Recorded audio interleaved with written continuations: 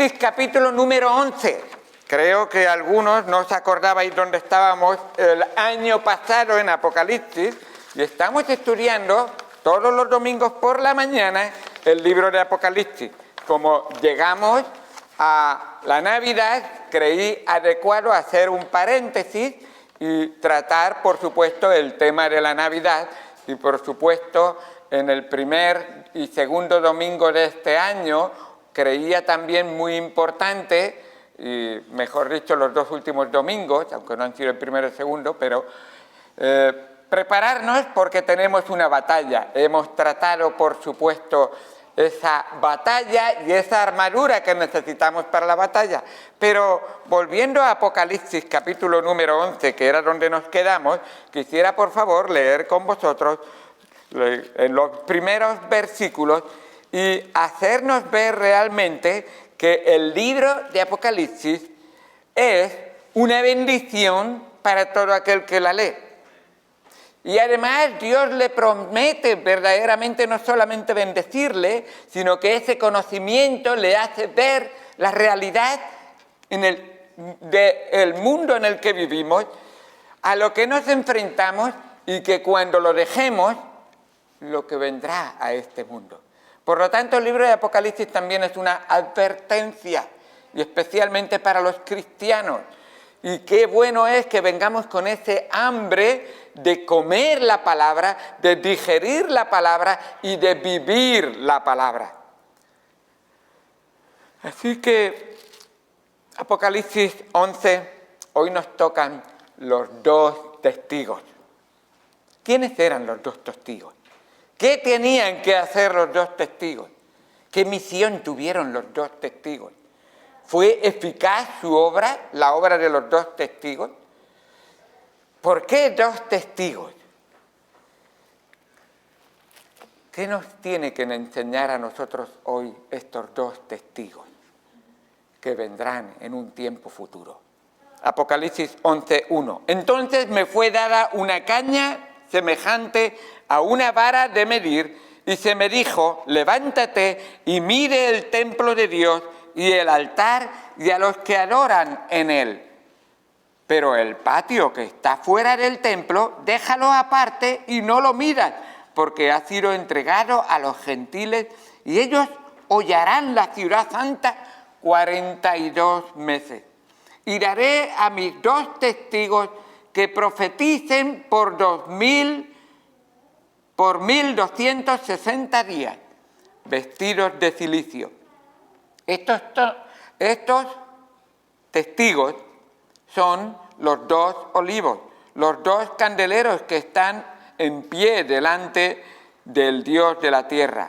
Si alguno quiere dañarlos, sale fuego de la boca de ellos y devora a sus enemigos. Y si alguno quiere hacerles daño, debe morir él de la misma manera. Estos tienen poder para cerrar el cielo a fin de que no llueva en los días de su profecía, y tienen poder sobre las aguas para convertirlas en sangre, y para herir la tierra con toda plaga, cuantas veces quieran. Cuando hayan acabado su testimonio, la bestia que sube del abismo hará guerra contra ellos y los vencerá y los matará. Y sus cadáveres estarán en la plaza de la gran ciudad, en que en sentido espiritual se llaman Sodoma y Egipto, donde también nuestro Señor fue crucificado.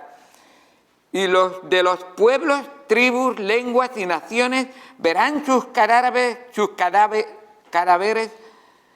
por 3 días y medio, y no permitirán que sean sepultados.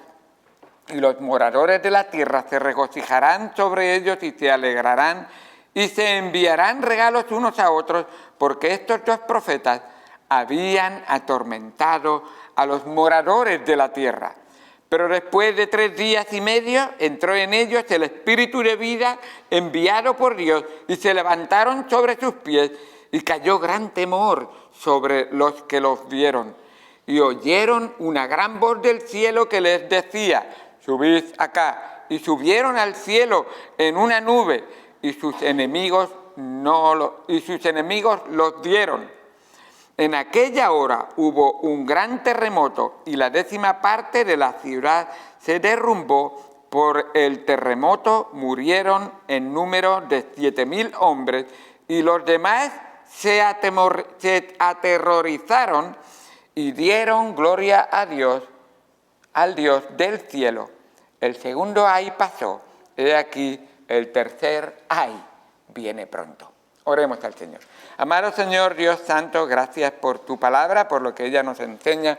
Ayúdanos a honrarte, a glorificarte, enséñanos a través de ella para que podamos entender el mensaje que tú tienes para nosotros. Padre, gracias por la oportunidad que nos das de estudiar tu palabra. Señor, abre nuestro entendimiento y que podamos verdaderamente discernir qué nos tiene que decir a nosotros hoy en día esta historia que ocurrirá en un futuro no muy lejano. En el nombre de Cristo Jesús te damos gracias por todo. Amén. Aquellos que habéis estado en el pasado escuchando todo lo que hemos venido enseñando sobre Apocalipsis, sabéis que han venido muchas plagas sobre la tierra. Durante un buen tiempo han habido 7 sellos que han sido abiertos y cada uno de ellos ha traído un juicio sobre la tierra. El 7º sello abrió 7 trompetas que iban a ser tocadas por 7 ángeles y cada una de ellas realmente está trayendo juicios sobre la tierra. Y vemos que en esas trompetas hay 3 ayes. Ay, que viene juicio sobre la tierra. De tal manera que llama la atención a todos los que están oyendo, leyendo y escuchando, diciéndonos realmente, si para Dios es ay, lo que viene sobre la tierra, ¿qué no va a ser para nosotros realmente el terror que viene? Pero el capítulo 10 y el capítulo 11 es realmente, se nos muestra aquí un paréntesis, realmente una pausa de misericordia.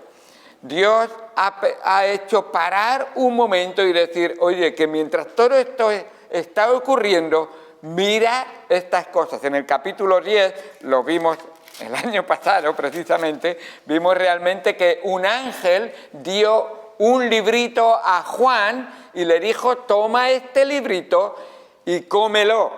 Y nos dice la palabra de Dios que ese librito fue a su boca dulce, pero a su estómago amargo. Y realmente el Evangelio muchas veces es así.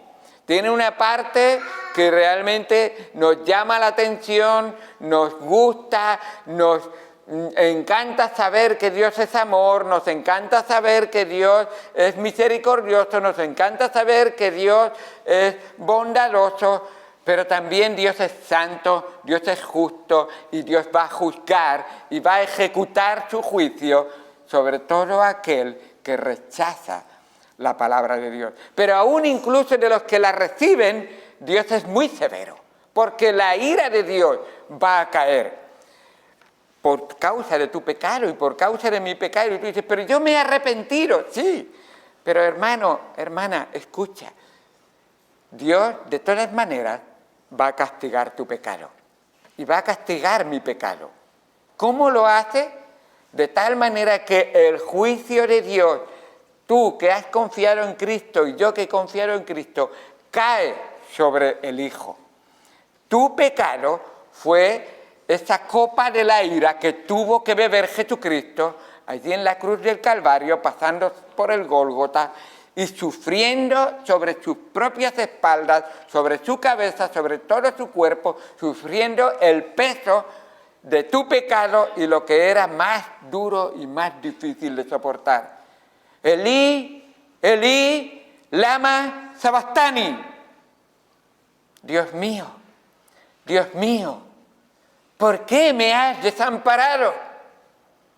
No había dolor más grande en la vida de nuestro Señor Jesucristo que esa separación momentánea en la que el Padre le da la espalda al Hijo. porque el Hijo fue hecho pecado por tu pecado y por mi pecado. Porque Cristo cargó de tal manera que la santidad de Dios no podía tener comunión con esa carga de pecado que tenía Cristo. Y Cristo, por 3 días, pagó esa deuda por ti y por mí. Gracias a Dios que el Dios eterno, el hombre perfecto, cumplió no solamente para perdonar un pecado, sino para perdonar todos tus pecados y además de todos los pecadores que vienen a Él arrepentidos. Era el único que podía hacerlo y gracias a Dios voluntariamente ofreció poner su vida, así como tuvo poder al tercer día para volver a tomar su vida. Gloria a Dios por lo que Él hizo. Ahora, qué bueno es ver que esa obra que Él ha hecho se aplica a nuestra vida, pero el pecado es terrible delante de Dios. Dios no le da igual tu mentira. A Dios no le da igual tu vida de pecado. A Dios no le da igual, le hiere terriblemente. De tal manera que tu pecado y mi pecado es un apretar más y exprimir esa sangre de Jesucristo que fue derramada por nosotros. Ya ha sido una vez y no es necesario ser derramada más veces. Pero que un hombre perfecto, que sea el Hijo de Dios, que nunca ha pecado, que no salió una mala palabra de su boca, que nunca hizo nada malo, tenga que sufrir eso por mi pecado, por tu pecado, lo hizo. Y este libro que comió Juan nos dice en el capítulo 10, versículo número 11, y él me dijo, es necesario que profetices otra vez sobre muchos pueblos, naciones, lenguas y reyes. 10, 11. Dice, cómelo porque es necesario que profetices. Hermano, come la palabra de Dios, bebe la palabra de Dios, que por tu sangre, por tus venas corra la palabra de Dios, que tu mente se llene de la palabra de Dios, porque recuerda que de la abundancia del corazón habla la boca. Espero que vayas de tal manera llenando tu corazón de la palabra de Dios, que vayas saliendo las impurezas y vaya siendo un hábito en tu vida, que en tu corazón mora la palabra de Dios. Oremos para que la iglesia se llene de aquellas almas que aman a Dios, aman la palabra de Dios y quieren llenarse de la palabra de Dios. La palabra de Cristo more en abundancia en vosotros.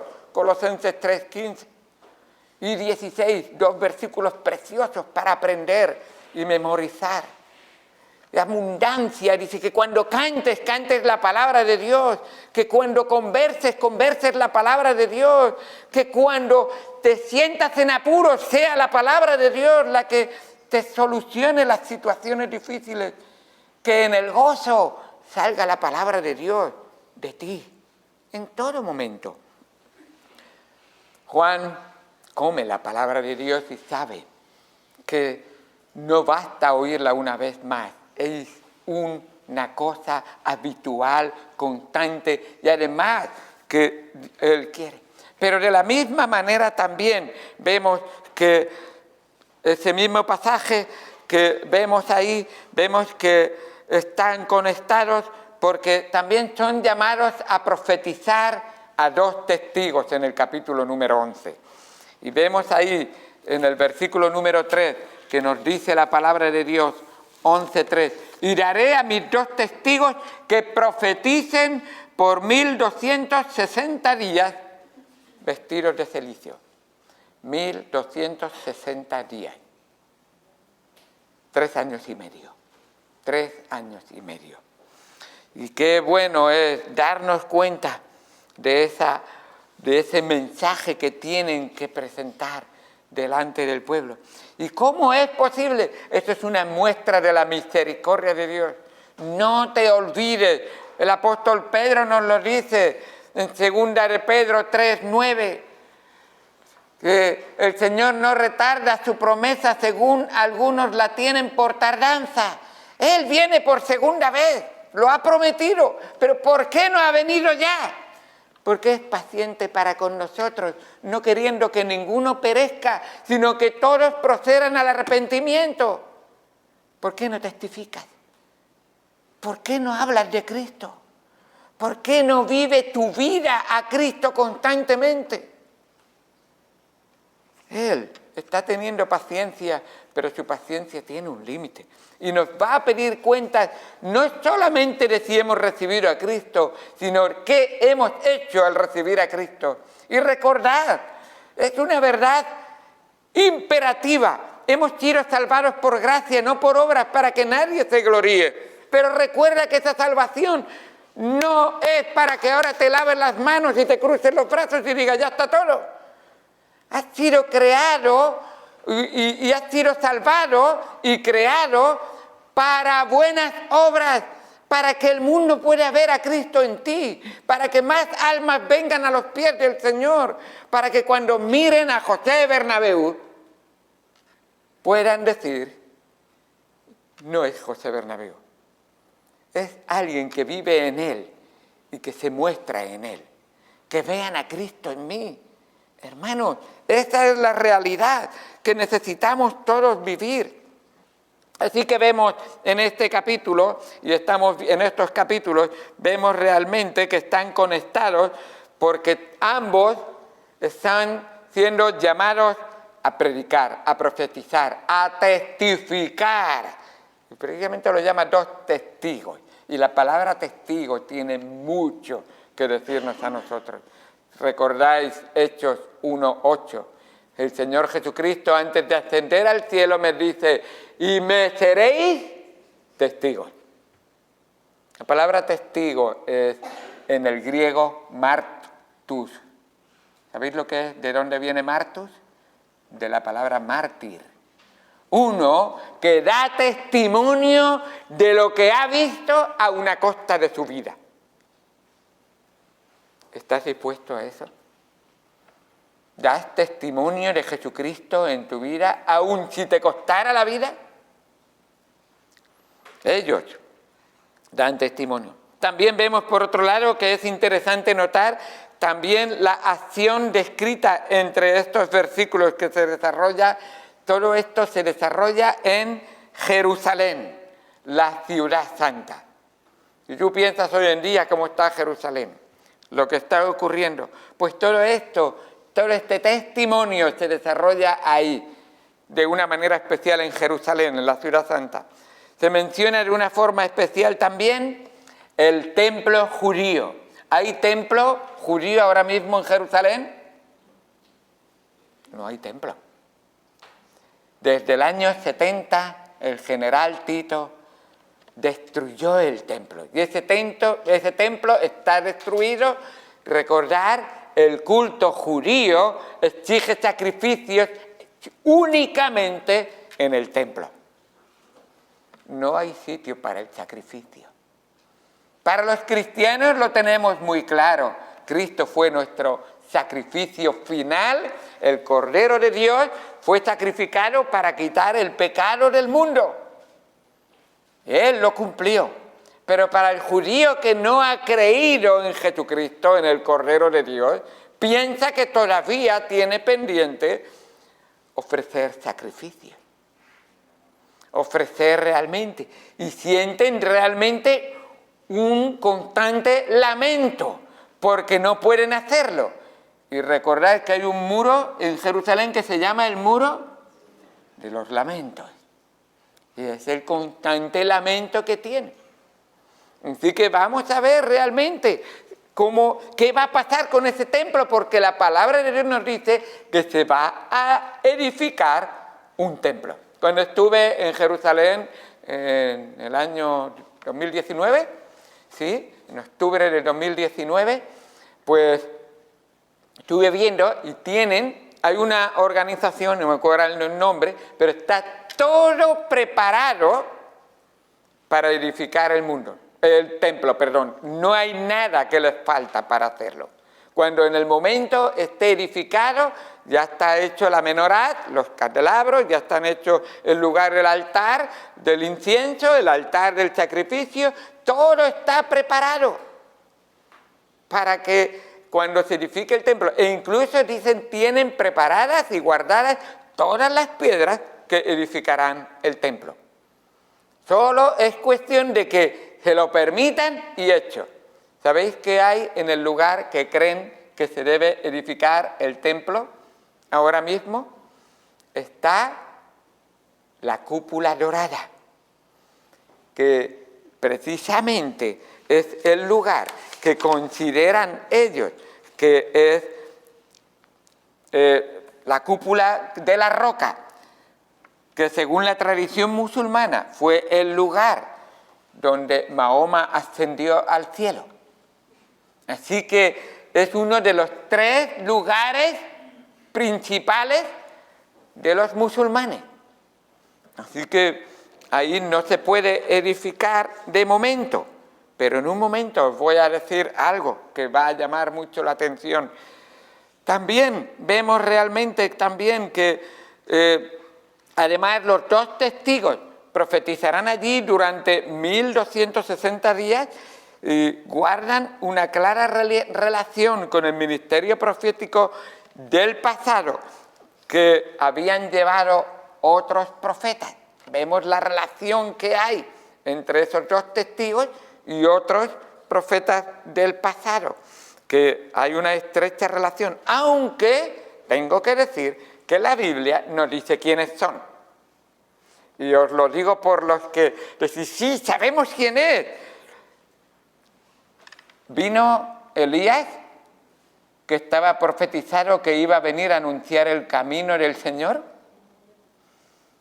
Elías no vino. Vino Juan el Bautista, pero vino con el poder y el espíritu de Elías. ¿Puede ser que sea lo mismo con el poder y el espíritu de algunos profetas del pasado y que han venido ahí? ¿Serán Elías y Moisés? ¿O puede ser que no sea Moisés, sino que sea Elías y Enoc? ¿Y por qué dices eso, pastor?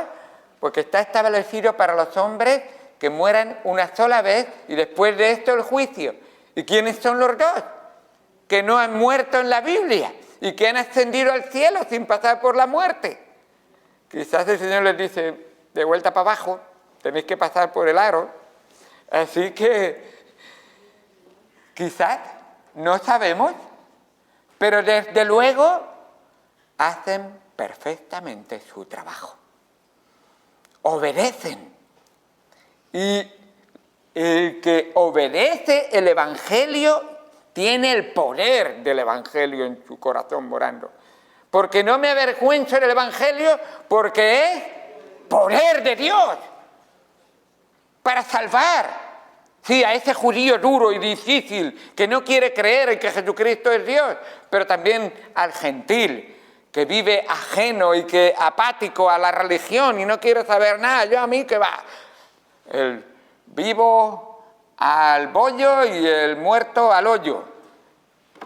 No.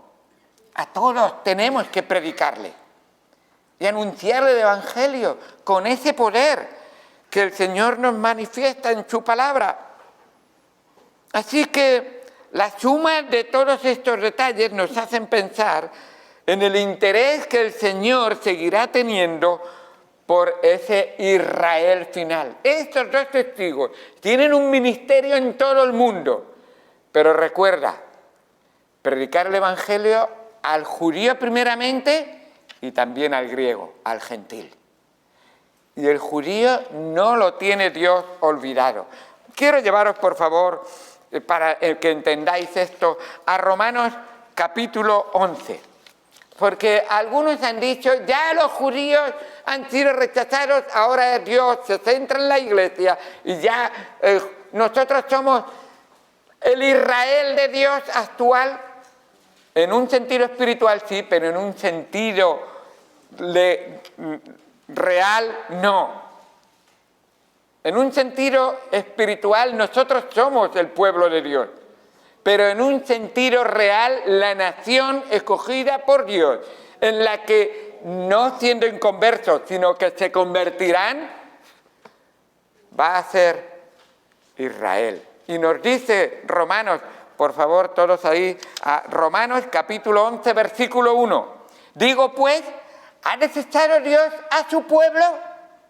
En ninguna manera. Dice, no, está hablando del pueblo en general. No, espera, porque también yo soy israelita. Está hablando del pueblo israelita, de la descendencia de Abraham, por si alguien tuviera dudas de qué pueblo estoy hablando, de donde Dios le dijo que haría una gran nación.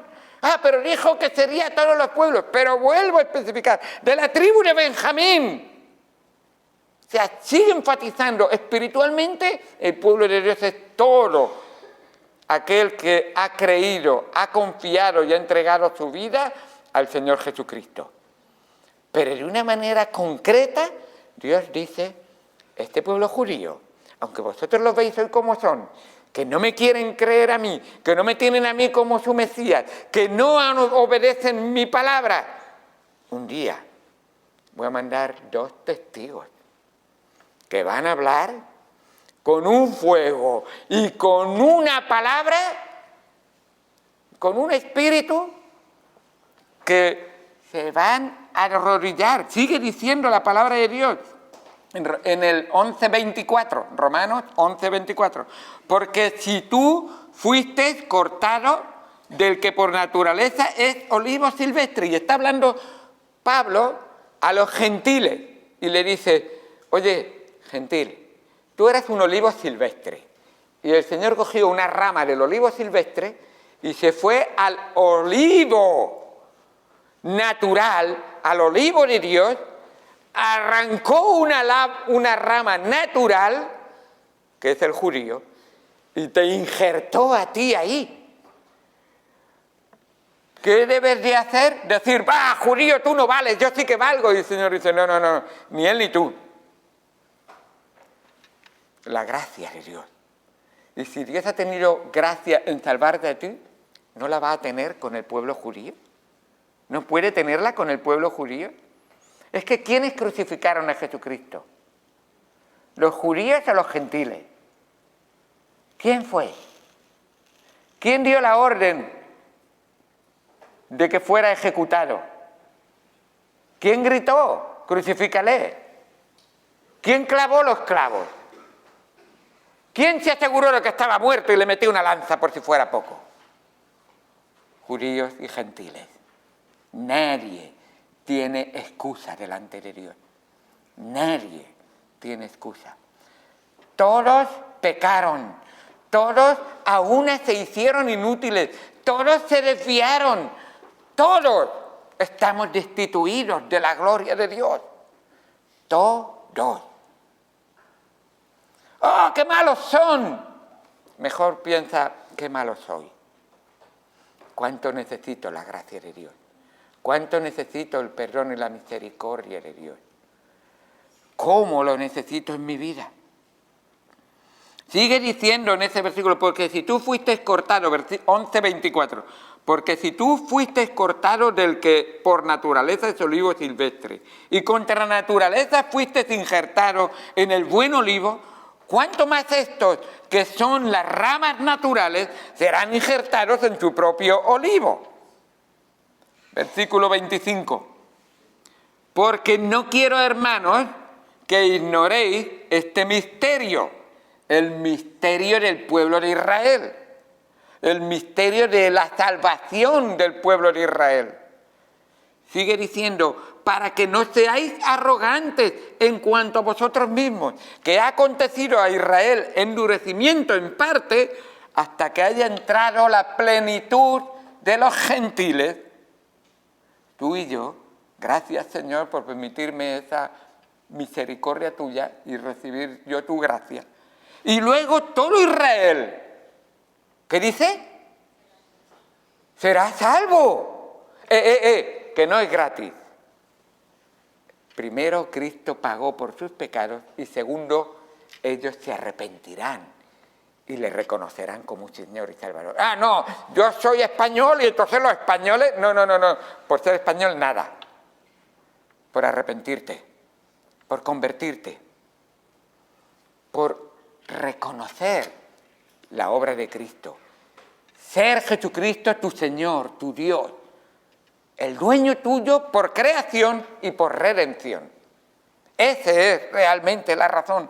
Y luego todo Israel será salvo, como está escrito: vendrá de Sión el libertador, Jesucristo, que apartará de Jacob, significa toda la nación de Israel. Jacob fue cambiado su nombre a Israel. La impiedad. De repente, Israel, al escuchar esos dos testigos fieles, que es lo que nos está contando, tiemblan, reconocen, aceptan y dicen: no, lo podemos creer. Pues sí, tenéis que creerlo. Él es Dios.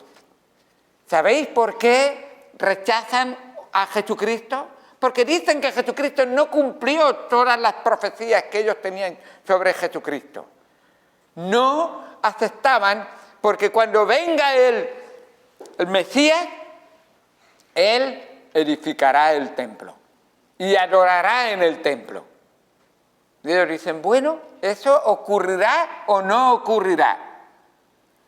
A Él se le adorará en el templo, al Mesías.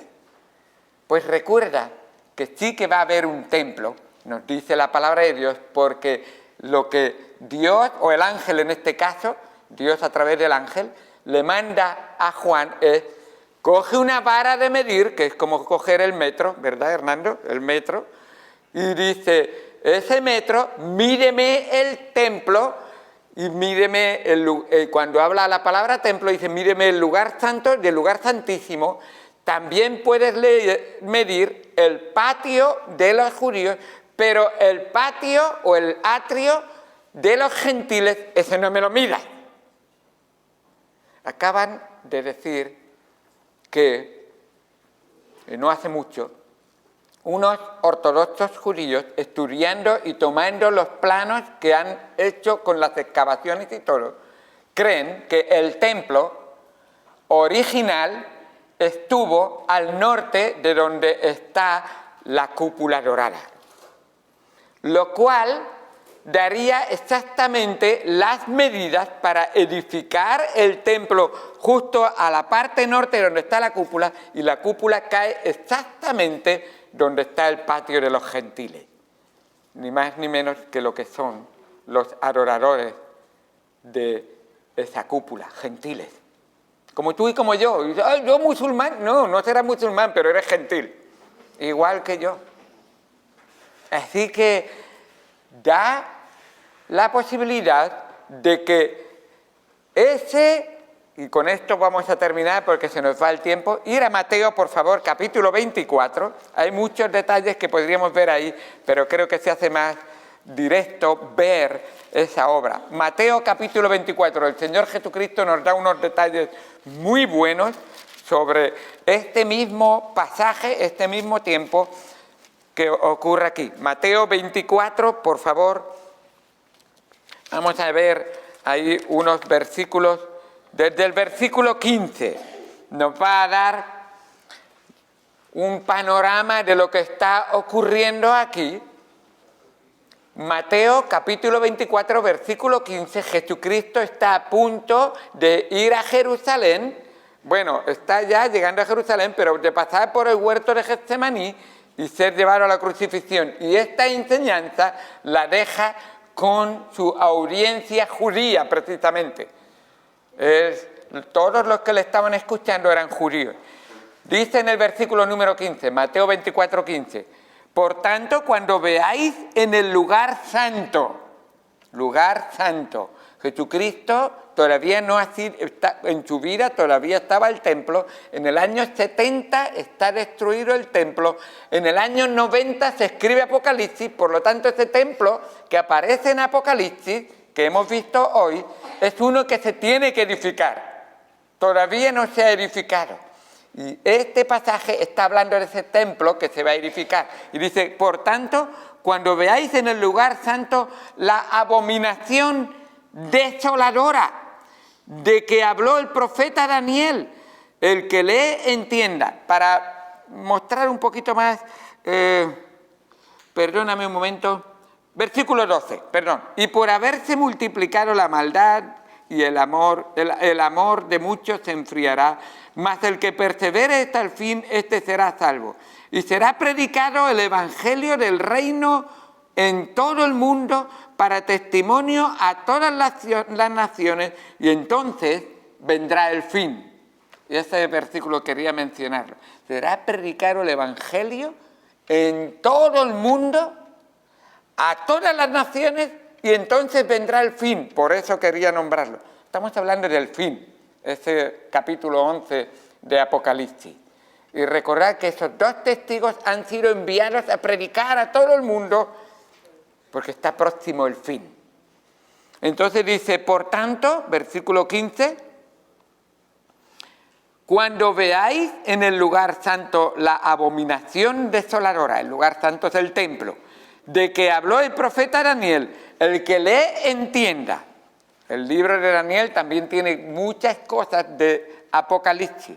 Entonces los que están en Judea huyan a los montes, el que esté en la azotea no descienda para tomar algo de su casa, y el que esté en el campo no vuelva atrás para tomar su capa. Mas ay de las que estén encintas y de las que críen en aquellos días, orad que vuestra huida no sea en invierno ni en día de reposo, porque habrá entonces gran tribulación. Recordad, esto está ocurriendo en medio de gran tribulación, cual no la ha habido desde el principio del mundo hasta ahora, ni la habrá. Lo que ocurrirá en esa época será, y no habrá habido nada que se parezca. Y si aquellos días no fuesen acortados, nadie sería salvo, mas por causa de los escogidos, estos que van a ser salvos, que estos dos testigos van a predicar, y que todos nosotros tenemos la misión de predicar, aquellos días serán acortados. Entonces, si algunos dijeren, mirad, aquí está Cristo, o mirad, allí está, no lo creáis. ¿Y qué está diciéndonos? Porque viene un tiempo en que cuando estos dos testigos estén predicando, esos dos testigos que son fieles, que profetizan y que dan testimonio en la ciudad de Jerusalén, cuando se edifique ese templo, creen que realmente una de las cosas que va a ocurrir es que un gran diplomático, político, que de tal manera influirá en que creará una paz que nadie había imaginado entre los musulmanes y los judíos, y traerá paz a Jerusalén hasta el punto que le verán diciendo qué milagros y qué manera de obrar y de hablar, y hasta el punto que dirán, Él tiene un poder como ningún otro tiene poder, y creerán en Él. Y hasta el punto de que Él entrará en el templo para que le adoren y para que crean en Él. Así que este dice la palabra de Dios que es el inicuo, aquel cuyo advenimiento es con poder, y Él mismo entrará en el templo y será adorado.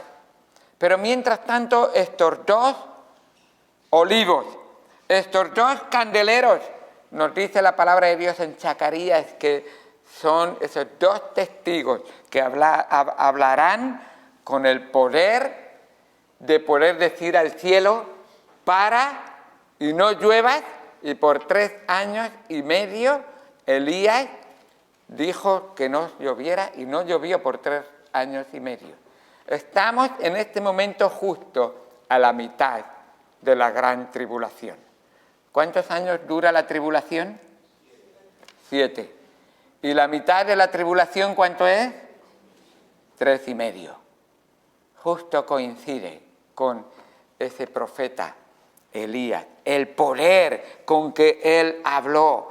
De tal manera que cuando Israel estaba inmerso en el pecado, profetizó que no lloviera y por 3 años y medio no llovió, como nos dice Santiago 5:17.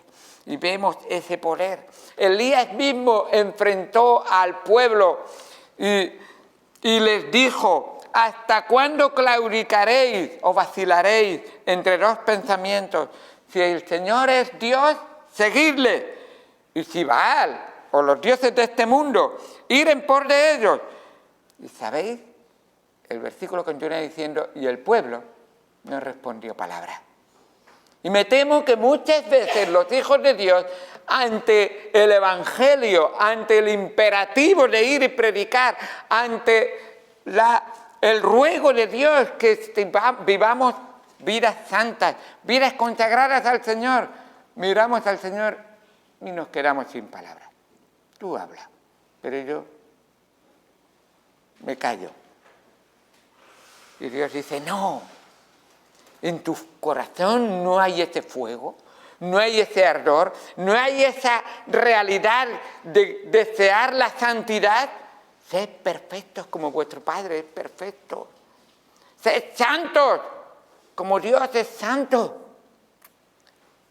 Consagraos, arrepentíos del pecado, confesad vuestra maldad. El que se exalta será humillado, pero que el que se humilla será perdonado, limpiado y será exaltado por el Señor. Qué bueno es la obra de Dios en nuestra vida. Así que seamos de tal manera entregados que no nos quedemos en silencio, sino que digamos al Señor: sí, Señor, habla. Tu siervo oye y quiere obedecer tu palabra. Así que dice la palabra de Dios que solo cuando ellos hayan acabado, y tú y yo tenemos un trabajo que no hemos acabado, de predicar, de testificar, de profetizar, de enseñar y de guiar las almas a Cristo, solo cuando hayan acabado, entonces Dios dirá: habéis acabado la buena batalla, habéis acabado la buena carrera, habéis peleado la buena batalla, venid a mi presencia. Y dice que saldrá la bestia y vendrá y peleará contra ellos y los vencerá. Pero no temáis a los que os puedan hacer daño en el cuerpo o al cuerpo, porque contra el alma nada podrán hacer. Nadie podrá arrebatar el alma que está segura en las manos del Señor Jesús. Nadie puede arrebatarnos de las manos del Señor Jesús, ni de las manos de mi Padre. Así dice en Juan capítulo número 10. Así estamos seguros de que nada nos puede separar del amor de Dios que es en Cristo Jesús, Señor nuestro. Y qué bueno al ver esa obra perfecta que Dios ha hecho por nosotros. Solo cuando ellos hayan acabado. Nos dice ahí en el capítulo 11, versículo número 7, dice: y cuando hayan acabado su testimonio. Recordar la palabra testimonio, mártir. Han estado dispuestos a testificar aun a costo de sus vidas. Cristo lo hizo por ti. Quiso salvarte aun a costo de su vida y no había otra manera de hacerlo y voluntariamente lo hizo. Entregó su vida por ti. Tu vida le pertenece a Él. Él es el dueño de tu vida. Así que nos dice la palabra: cuando haya acabado su testimonio, la bestia que sube del abismo hará guerra contra ellos y los vencerá y los matará. Y sus cadáveres estarán expuestos ahí por 3 días y medio. Y la gente cogerá la idea del Purín entre los judíos. La idea del Purín viene del libro de Esther, de cuando el pueblo de Israel fue liberado de ser muerto, de aquella ley que habían dicho que tal día toda persona podría matar a los judíos. Y Dios dio libertad. Y entonces, a través de esa fiesta que se celebra del Purín, se dan regalos los judíos entre sí por el poder de Dios manifestado en sus vidas. Y Dios tuvo ese poder en tu vida, te libró de la muerte y de la condenación eterna. Y dice que estos, cuando esos dos testigos mueran, dice la palabra de Dios que la gente se dará regalos entre sí. Ellos se daban regalos, pero nosotros ya nos hemos quitado a estos dos pesados, a estos que no paraban de machacarnos, a estos que nos decían que éramos pecadores. Venga, fuera ellos. Y se repartirán regalos entre sí, pero ¿sabes una cosa? Pero después de 3 días y medio entró en ellos el espíritu de vida enviado por Dios, y se levantaron sobre sus pies, y cayó gran temor sobre los que los vieron. Su testimonio había acabado. Yo no sé si era precisamente el testimonio que llegó a los 144.000 judíos que nos narra en el capítulo número 7, que serán 144.000 judíos evangelistas que evangelizarán el mundo entero, 12.000 de cada tribu. Judíos, no pejotas de los que van por ahí por la calle, judíos. Estos son los que recibirán el testimonio de la palabra de Dios. Así que nos dice la palabra de Dios que oyeron una gran voz y el Señor entonces los llama al cielo. Qué bonito es cuando cualquier cristiano escucha la voz de Dios y le dice: ven a la casa, el papá te está esperando en el cielo y tu hermano mayor ha dado su vida por ti y tú tienes entrada amplia en el cielo. Bien hecho, buen siervo y fiel. Sobre poco has sido fiel, sobre mucho te pondré. Entra en el gozo de tu Señor. Qué bendición tan grande poder ver esa obra que Él ha hecho. En aquella hora hubo un gran terremoto y todo el mundo quedará aterrorizado. Pero nos dice la palabra de Dios que habrá un gran grupo que dieron gloria al Dios del cielo. Este es el Dios de la tierra y el Dios del cielo. Démosle gloria ahora, testifiquemos de Él al mundo que nos rodea, porque pronto vienen los ay, y ya no habrá más tiempo, y será tarde. Ahora es el tiempo aceptable, hoy es el día del Señor. Si escuchareis hoy su voz, no endurezcáis vuestros corazones. Atended a la palabra de Dios, recibid el mensaje del Señor, dejad que el Señor reine y gobierne en vuestras almas y en vuestros corazones, y llenaos de la palabra de Dios, y predicad. El tiempo es corto. No seáis procrastinadores, esos que postergan la responsabilidad para mañana. Mañana lo haré. No, hoy es el día aceptable, hoy es el día que Dios quiere. Hermanos, esos dos testigos cumplieron con su misión y el nombre del Señor fue glorificado. Has sido creado y has sido salvado para darle la gloria a Dios. Vamos al Señor en oración. Amado Señor,